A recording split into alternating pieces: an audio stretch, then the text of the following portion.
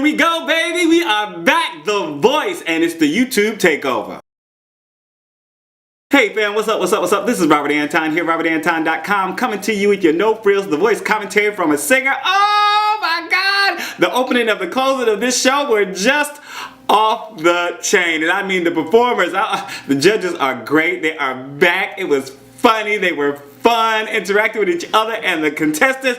Let me tell you what happened. We started the show with Blake and Shakira singing her song Whenever, Wherever, and then the boys round here. The way it started, I wasn't sure what was happening. You know, it just came in and I didn't know if it was the commercial for what was going on, if it was a pre-roll or what. I didn't know that they were about to perform, right? Nobody announced it, and Blake just came out, started singing, Shakira joined him. Then Usher and Adam joined on Love Somebody and Without You. They all sounded great, and this was a nice little like MTV style, the old MTV where they were cutting back and forth and doing the little angles and everything. It was really good, and they become really, really excellent at that. So I really enjoyed it. For performances, first up we had Christina Grimmie, a big YouTuber with over 2 million subscribers, right? Great voice. She did Wrecking Ball by Miley Cyrus, and I actually saw the preview of her singing on YouTube, and it was amazing, just amazing. I have heard her on YouTube a few times, and she's really got a great voice and comes off as very sweet and down to earth. Usher chimed in, and then Shakira before she finished the first line of the song, then Adam.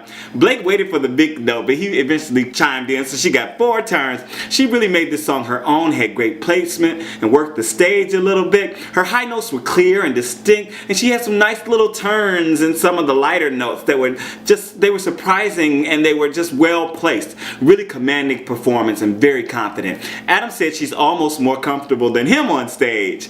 Usher said she was phenomenal. Blake said he wants her to be the winner of the show. TJ Wilkins was up next. He did Benny and the Jets by Elton John, and the crowd screamed as soon as they heard the music. Song choice, baby. They were just like, duh, duh, duh, and bam. They said, oh my God, you know.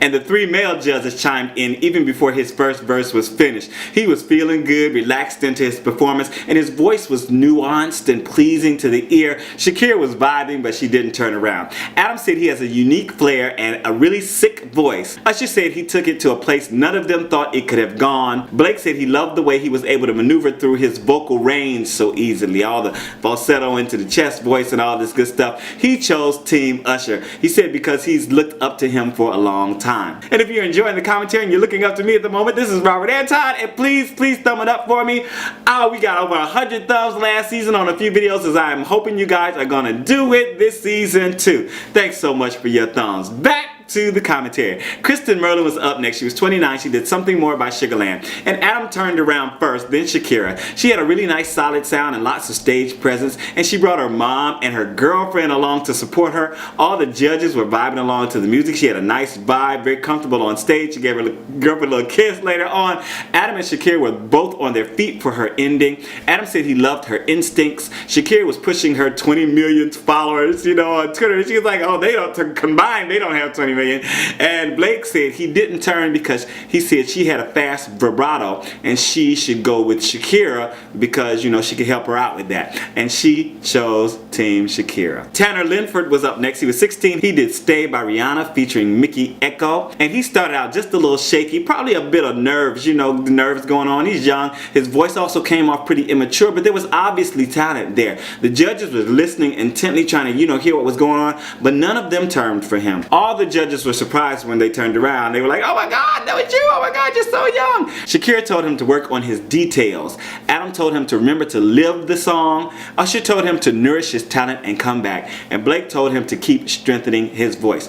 All good advice. Please take it. Keep working on it. There's talent there. All you have to do is learn to control that voice and to control those nerves. By the way, I do have a video on here talking about performance anxiety. If you guys are worried about your nerves when you perform before you speak or anything like that, you can go check out that video. I'll try to link it somewhere here on the video so you can go check it out. Biff Gore was 45. He did A Change Is Gonna Come by Sam Cooke, and the judges are really getting in there fast this episode. I mean, they were like, he sang like 3 words and they were like bang, bang, bang. Adam turned, then Blake, and then Shakira. He reminded me of some of the old-time quartet singers that I used to hear in my storefront church. It just took me back to when I was a kid. Very soulful and powerful and a lot of grit and gruff. Usher ended up turning for him later on in the performance. Usher said he was waiting for a certain part and he put a personal stamp on it. Adam said they all turned around because they all wanted to be part of it. Blake said he took him to church. Shakira was pulling apart the other guys to get him to choose her, and Usher raised his shirt twice. I don't know why he was raising it for Biff, but anyway, he chose Usher, so I guess it worked.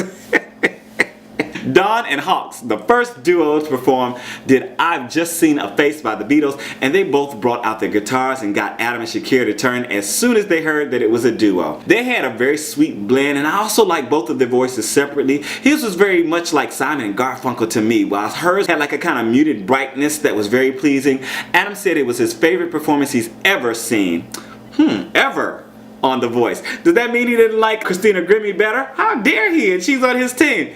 Anyway, I know what he meant, but Shakira said they have an amazing connection that embraces everyone around them, and the other judges seem to be pushing Shakira. Blake definitely was. They chose Adam because they said they're huge fans of him and he gave a heartfelt speech. Leo Gallo was up next. He was 27. He did Blurred Lines by Thicke. And this song is hard to do live. I've done it many times with bands, baby. So much going on, so much background, so much coming in and out, you know, that it's really hard to keep on top of everything. And I thought he did a really great job, and he added some nice little riffs of his own, made it really personal. He was also very sharp in his movements, and he came across as very poised, but the judges didn't turn for him. I was like, what? No. So they asked him to show them some dance moves, and he wore it out, gave them a little flip, little dance, little, I mean, just out. He got to come back. He has got to come back. He was really, really good. Jeremy Briggs was up next. He was 26. He did Bad Company by Bad Company. And I liked the tone of his voice as soon as he started. And Blake turned around after he finished his first verse. Then Shakira turned on the next one. He was a little laid back, but had some really nice notes up top. And I could see his mic shaking in his hand from the energy. Very understated performance. I know he's got a whole lot more to give. He was reining that stuff in really good. Very sedate but powerful at the same time. Just so much going on. I could feel the energy coming across. Blake said he loved his smoothness and power. Shakira talked about his power, control, and technique, and he chose Team Shakira. Jake Worthington was up next. He was 17. He did Don't Close Your Eyes by Keith Whitley, and he auditioned last season and didn't get a chair to turn. He brought along the guitar this time and chose a slower song because last time they were saying, you know, he was having a hard time getting his breath and everything. So it sounds like his voice has matured a bit, and Adam turned around first, then Blake turned. He has a little bit of a nasal thing going on, but I like how he stayed in the moment throughout the performance. Even after the judge turned around, he had to be excited and everything, but he was just very much into the story, kind of closed his eyes for a second, just really concentrated on what he was talking about and what he was doing. It came across really well. Shakira also turned around. Blake recognized him immediately. It was like, oh, you came back, you came back. Adam said it was beautiful. Shakira said it was perfect, and Jake said she's perfect. And he chose Team Blake, and Blake went up and cradled him in his arms. Not only did he do it once, but he went backstage to meet the family and cradled him again. I think he's found a second son. Karina Meal was up next. She was 22. She did Beneath Your Beautiful by Labyrinth featuring Emily Sandé, and her voice is so reminiscent of the indie artists that have thrived on this show. I was kind of surprised that she had that sound after she talked, though, because it was very different. Different sounds going on. She also had some big notes that were nice, but no judges turned for her. Blake said her middle range is spectacular, but the notes went haywire when she hit the bigger notes. Usher said she had a very unique voice, but he was waiting for more. Shakira said she has a gift, but she was waiting for a moment, and it didn't happen. Shakira and Adam both gave her a hug because she was crying, feeling bad for herself and everything. Bria Kelly, 17, did Steamroller Blues, and she started out with a huge Xtina opening wail, and I got Blake and Adam to turn immediately. I mean, just and they were like, bam, bam, bam. She played the guitar on this, but it definitely didn't hold her back. She was all in. Shakira turned next. I liked how she was so rough and involved during the performance, and she came on like gangbusters, just And not only did Usher turn, but all four coaches turned and stood for her. I'm interested to see if she's got more laid back, more beautiful, small moments, but this was great. She came to just like, in your face, I'm gonna do this. She did it, and now she can relax a little bit because she's got a way to go. She chose Usher, Team Usher, because he made a really good argument.